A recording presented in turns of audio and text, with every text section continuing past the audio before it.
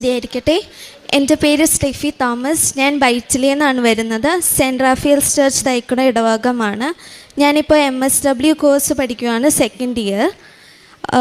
എനിക്ക് സാക്ഷ്യം പറയാൻ, ഞാൻ 2022 ഡിസംബർ 4 തീയതിയാണ് ഉടമ്പടി എടുത്തത്.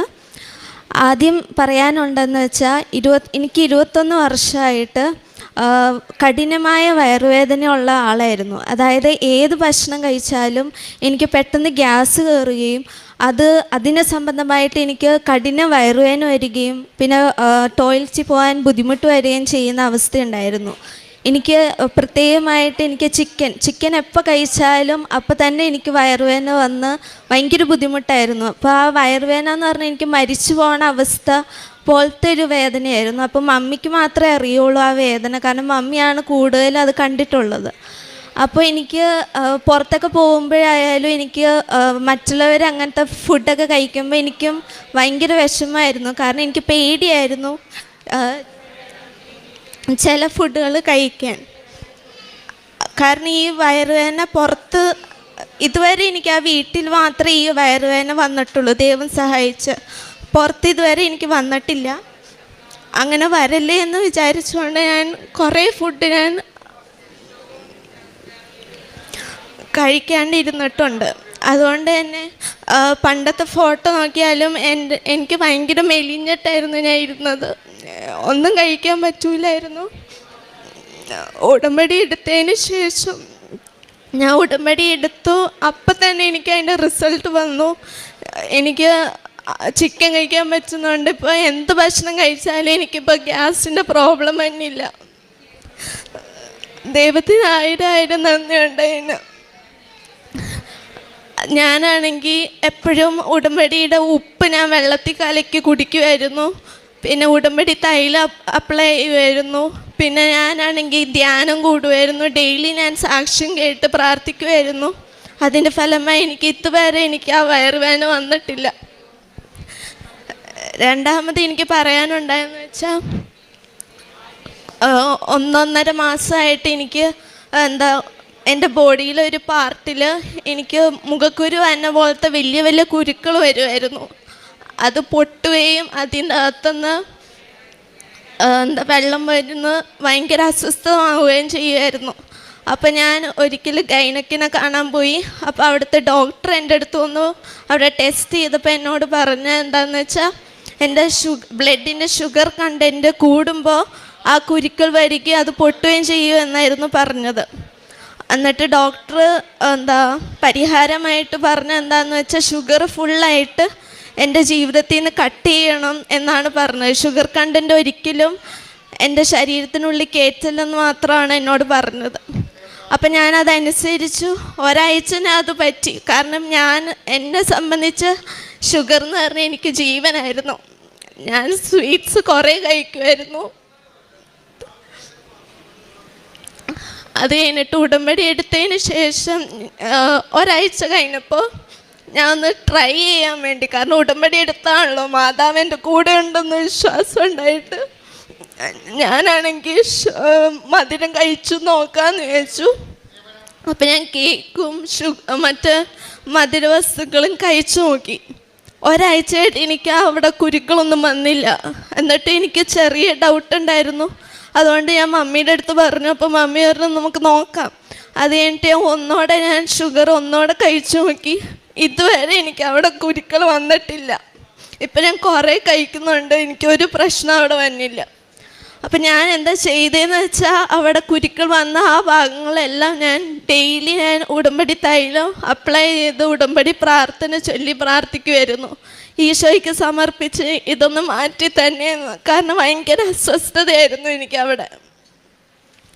ഇനി ഇതുവരെ എനിക്ക് അവിടെ കുരുക്കളും വന്നിട്ടില്ല. വേറൊരു അസ്വസ്ഥത എനിക്കിപ്പോൾ അവിടെ ഇല്ല. അടുത്തത് പറയാനുള്ളതെന്ന് വെച്ചാൽ മമ്മിക്ക് വേണ്ടിയായിരുന്നു ഞാൻ വെച്ചത്. മമ്മിക്ക് 20 വർഷമായിട്ട് വെരിക്കോസ് വെയിൻ കാരണം കാലിന് നല്ല വേദനയായിരുന്നു. ഒരു പണിയെടുക്കാൻ പറ്റാതെ ഭയങ്കര വേദന സഹിച്ച് ജീവിക്കുമായിരുന്നു. അപ്പം ഞാൻ എന്താ ചെയ്തതെന്ന് വെച്ചാൽ ഉടമ്പടി എടുത്താണല്ലോ എന്ന് വിചാരിച്ചു. മാതാവ് കൂടെ ഉണ്ടെന്നുള്ള ധൈര്യത്തിൽ ഞാൻ ഡെയിലി വൈകുന്നേരത്തെ കുടുംബ പ്രാർത്ഥനയ്ക്ക് ശേഷം ഞാൻ മമ്മിയുടെ കാലിൻ്റെ എളി തൊട്ട് അടി വരെ ഞാൻ ഫുള്ളും ഉടമ്പടി തൈലം അപ്ലൈ ചെയ്ത് ഉടമ്പടി പ്രാർത്ഥന ചൊല്ലി സമർപ്പിച്ച് പ്രാർത്ഥിക്കുമായിരുന്നു. അതിന് ഫലമായി ഇതുവരെ മമ്മിക്ക് ആ കാൽവേദന വന്നിട്ടില്ല. അടുത്തത് ഞാൻ പപ്പയുടെ കാര്യമാണ് എനിക്കിവിടെ പറയാനുള്ളത്. പപ്പയുടെ കാൽമുട്ടാണെങ്കിൽ രണ്ടായിട്ട് ഡിവൈഡ് ചെയ്ത പോലെയായിരുന്നു ഇരുന്നത്. നടുക്കാണെങ്കിൽ ഒരു മാംസം പോലും ഇല്ലാത്ത പോലെ. അവിടെ തൊട്ട് നോക്കുമ്പോൾ എന്നെ പേടിയാവുമായിരുന്നു. കാൽമുട്ടുണ്ടോയെന്ന് വരെ പേടിച്ചു പോവും, ആ അവസ്ഥയായിരുന്നു. അപ്പം ഞാൻ പപ്പക്കും ഞാൻ ഇതുപോലെ തന്നെ വൈകുന്നേരത്തെ കുടുംബ പ്രാർത്ഥനയ്ക്ക് ശേഷം മമ്മിക്ക് ചെയ്ത പോലെ തന്നെ പപ്പക്ക് ഞാൻ കാൽമുട്ടിൻ്റെ അവിടെ ഞാൻ ഉടമ്പടി തൈലം അപ്ലൈ ചെയ്ത് പ്രാർത്ഥിക്കുമായിരുന്നു. പിന്നെ ഇത് എപ്പോഴും പപ്പയാണെങ്കിൽ നടക്കുമ്പോഴും കാലാണെങ്കിൽ വലിച്ചോണ്ടായിരുന്നു നടക്കുന്നത്. കാണുമ്പോൾ എനിക്ക് വിഷമമായിരുന്നു. സ്റ്റെപ്പ് കയറാൻ പറ്റുന്നില്ല. സോറി. അപ്പം ഞാൻ അത് അപ്ലൈ ചെയ്ത് കഴിഞ്ഞതിന് ശേഷം പപ്പയുടെ ആ കാൽമുട്ട് പഴയതുപോലെ ആവുകയും മുഴുവൻ ആ മാംസം അവിടെ ഉണ്ടാവുകയും ചെയ്തു. ഇപ്പം നടക്കുന്നതിനോ സ്റ്റെപ്പ് കയറുന്നതിനോ ഒരു കുഴപ്പമില്ല. അടുത്ത സാക്ഷ്യം പറയാൻ എന്താണെന്ന് വെച്ചാൽ എൻ്റെ കാൽപാദത്തിൻ്റെ അടിയിൽ തൊലി ഇങ്ങനെ വലിയ കഷ്ണമായിട്ട് പൊളിഞ്ഞു പോവുമായിരുന്നു. ചില സമയത്തൊക്കെ സിസേഴ്സ് വെച്ച് മുറിച്ച് കളയേണ്ട അവസ്ഥ വന്നായിരുന്നു. അത്രയും തൊലി പോയിട്ട് ഭയങ്കര മോശമായിട്ട് അവസ്ഥയിൽ എൻ്റെ കാലിൻ്റെ അടി ഇരിക്കുമായിരുന്നു. അപ്പോൾ എനിക്ക് പള്ളിയിലൊക്കെ പോകുമ്പോൾ ഭയങ്കര നാണക്കേട് പോലെ തോന്നുമായിരുന്നു. കാരണം മുട്ട് കുത്തുമ്പോൾ മറ്റുള്ളവർക്ക് എന്ത് വിചാരിക്കും എന്ന് വിചാരിച്ച് അത്ര മോശമായ അവസ്ഥയിലായിരുന്നു എൻ്റെ കാലിൻ്റെ അടി ഇരുന്നത്. അപ്പം ഞാൻ സോക്സൊക്കെ ഇട്ടുകൊണ്ടായിരുന്നു പള്ളിയിലൊക്കെ പോവാറ്. അപ്പോൾ ചിലവർ എന്നോട് ചോദിച്ചിട്ടുണ്ട്. അപ്പം ഞാൻ പറഞ്ഞു വെറുതെ ഇട്ടതാന്നൊക്കെ പറഞ്ഞ് ഞാൻ മാറുമായിരുന്നു. അപ്പം മമ്മിയാണെങ്കിൽ എനിക്ക് ഡെയിലി ഉടമ്പടി തൈലം ആ കാലിൻ്റെ അടിയിൽ അപ്ലൈ ചെയ്ത് പ്രാർത്ഥിച്ചു. അതിനുശേഷം എനിക്കിപ്പോൾ ഒരു പ്രശ്നമില്ല. കാലിൻ്റെ അടിയിൽ സ്മൂത്ത് സ്കിന്നായിട്ട് വന്ന് ഇപ്പോൾ തൊലി പൊളിയണമില്ല, ഒന്നും ചെയ്യണില്ല. മുഴുവനായിട്ട് അത് സൗഖ്യം പ്രാപിച്ചു. ഇത്രയും സഹായം തന്ന മാതാവിനും ഈശോയ്ക്കും ഒരുപാട് നന്ദിയുണ്ട്. ഞാനാണെങ്കിൽ എനിക്ക് ഉടമ്പടി എടുത്തതിന് ശേഷം ഞാൻ ഉടമ്പടി പത്രമാണെങ്കിൽ ഓരോ വീട്ടിലും എൻ്റെ അയൽവാസി അറിയുന്നവരറിയാത്തവരുടെ ഓരോ വീട്ടിലും ഡോറി മുട്ടി അവരെ വിളിച്ച് അവർക്ക് ഉടമ്പടി അറിയുമോ എന്ന് ചോദിച്ചു. അങ്ങനെയാണ് ഞാൻ ആ പത്രം ഓരോ വീട്ടിലും കയറി കൊടുക്കാറുണ്ടായിരുന്നത്. പിന്നെ ഞാനാണെങ്കിൽ എൻ്റെ പ്രായത്തിലുള്ള പിള്ളേരാണെങ്കിൽ എൻ്റെ ക്ലാസ്സിലായാലും അവർക്ക് ഈ പ്രാർത്ഥന ഇതൊക്കെ പറയുമ്പോൾ അവർക്ക് അത്രയും സീരിയസ്നെസ് ഇല്ല. അപ്പം ഞാൻ എന്താ ചെയ്തതെന്ന് വെച്ചാൽ എനിക്ക് പറ്റുന്ന രീതിയെന്ന് വെച്ചാൽ ഇൻസ്റ്റഗ്രാം അക്കൗണ്ട് വഴിയും വാട്സപ്പ് വഴിയും ഞാൻ ഉടമ്പടി ധ്യാനത്തിൻ്റെ ലിങ്കും അതുപോലെ തന്നെ ഓരോ സാക്ഷ്യത്തിൻ്റെ ലിങ്കും പിന്നെ ഡെയിലി ഞാൻ ഓരോ വചനവും ഞാൻ ഷെയർ ചെയ്ത് കൊടുക്കുമായിരുന്നു. അങ്ങനെ ചെയ്തു കൊടുക്കുമ്പോഴും ചിലവർ എന്നെ ഇൻസ്റ്റഗ്രാം വഴിയായാലും എൻ്റെ ഫ്രണ്ട്സ് എന്നെ മെസ്സേജ് ചെയ്ത് കളിയാക്കുകയൊക്കെ ചെയ്തായിരുന്നു. എന്തിനാണ് ഇത്രയും ഇങ്ങനെ അയച്ചു കൊടുക്കണത്, എന്നുവെച്ചാൽ ക്രിസ്ത്യാനിയായിട്ട് മാറണമെന്നൊക്കെ പ്രേരിപ്പിക്കുന്ന രീതിയിലാണ് നിങ്ങളിങ്ങനെ ചെയ്യുന്നതെന്നൊക്കെ പറഞ്ഞ് എനിക്ക് മെസ്സേജ് ചെയ്തായിരുന്നു. അപ്പോൾ എനിക്ക് ആദ്യം അത് കണ്ടപ്പോൾ എനിക്ക് വിഷമം വന്നിട്ട് ഞാൻ മമ്മിയുടെ അടുത്ത് പറഞ്ഞു, മമ്മി എന്തുകൊണ്ടാണ് അവരിങ്ങനെ പറയുന്നത്? അപ്പം മമ്മി പറഞ്ഞു അത് സാരമില്ല, അതുകൊണ്ട് പക്ഷെ ഞാൻ അത് ഇതുവരെ നിർത്തിയിട്ടില്ല, ഇപ്പോഴും അത് കണ്ടിന്യൂ ചെയ്തുകൊണ്ട് തന്നെ ഇരിക്കുമായിരുന്നു. ഇത്രയും സഹായം തന്ന ഈശോയ്ക്ക് മാതാവിന് ഒരുപാട് നന്ദിയുണ്ട്. ഉടമ്പടി എടുക്കുന്നതിന് മുമ്പെന്ന് പറഞ്ഞാൽ എനിക്ക് പേഴ്സണൽ പ്രെയർ ഒന്നും ഞാൻ ചെല്ലില്ലാത്ത ഒരാളായിരുന്നു. പെട്ടെന്ന് ദേഷ്യം വരും, പറഞ്ഞ അനുസരിക്കില്ലാത്ത കൊച്ചായിരുന്നു. പക്ഷെ ഉടമ്പടി ചെയ്തതിന് ശേഷം ഭയങ്കര വ്യത്യാസം എനിക്കുണ്ട്. അതായത് കൂടുതൽ ഞാൻ പ്രാർത്ഥിക്കും, പിന്നെ കൂടുതൽ കോഷ്യസ് ആവും. കാരണം ഞാൻ പറയുന്നത് ആർക്കെങ്കിലും വേദന വരുമോ, വന്നാൽ തന്നെ അപ്പം തന്നെ ഞാൻ സോറി പറയുമായിരുന്നു. നേരത്തെ അങ്ങനെയല്ലായിരുന്നു. ഞാൻ എന്ത് പറഞ്ഞാലും അവർക്ക് വിഷമം വരുമോ ഇല്ലയോ എന്നൊന്നും ഞാൻ ആലോചിക്കില്ല, പറഞ്ഞിട്ട് ഞാൻ പോവും.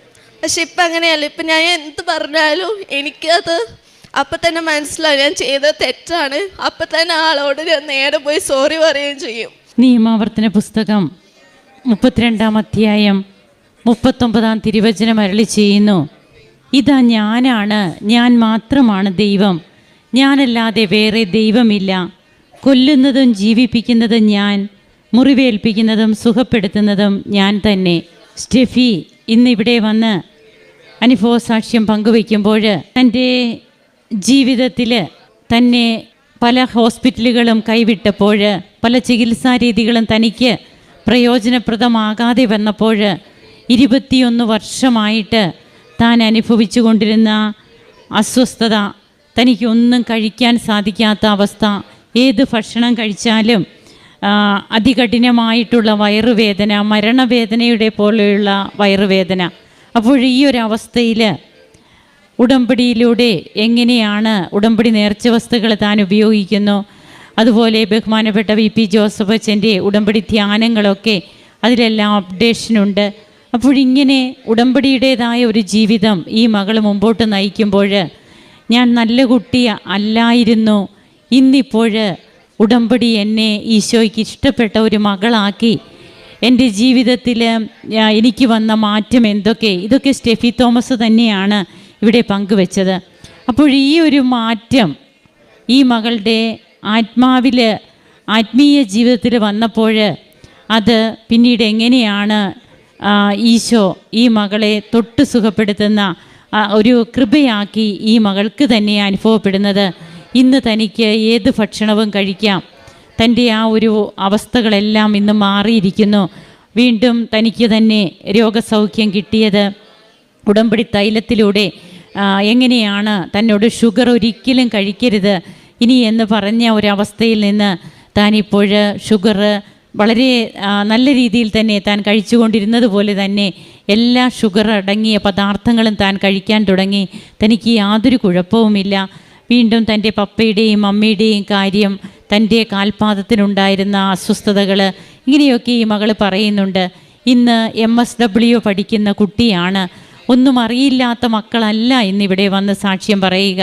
അവർ ഉടമ്പടിയെക്കുറിച്ച് അവർ പഠിക്കുന്നുണ്ട്. അതുപോലെ എന്താണ് ഉടമ്പടി ജീവിതമെന്ന് വളരെ വ്യക്തമാണ് അവർക്ക്. കാരുണ്യ പ്രവർത്തനങ്ങൾ, പ്രേക്ഷിത പ്രവർത്തനം, ഈശോയെ അറിയിക്കുവാൻ, അറിഞ്ഞവരെ ആഴപ്പെടുത്തുവാൻ, അറിയാത്തവരെ അറിയിക്കുവാനൊക്കെ താൻ ഇന്നെടുക്കുന്ന ആ ഒരു എഫേർട്ട്, അതാണ് വിശേഷവിധിയായിട്ട് നിങ്ങൾ എന്താണ് ചെയ്തതെന്ന് സുവിശേഷത്തിൽ നമ്മോട് ചോദിക്കുന്നുണ്ട്.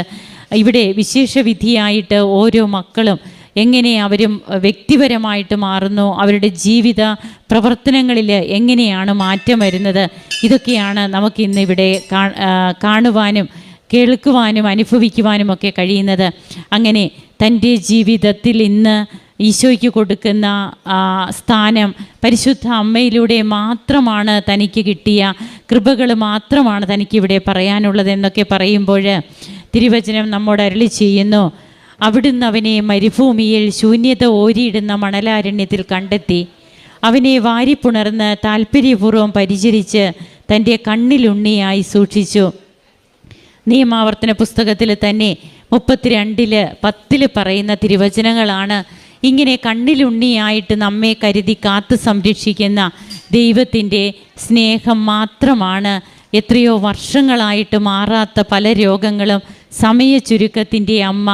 അതുപോലെ തന്നെ ഇവിടെ മറ്റൊരു കണ്ടൻറ്റ് നമുക്ക് കാണുവാൻ കഴിയുന്നത് ഭാരലഘുത്വം.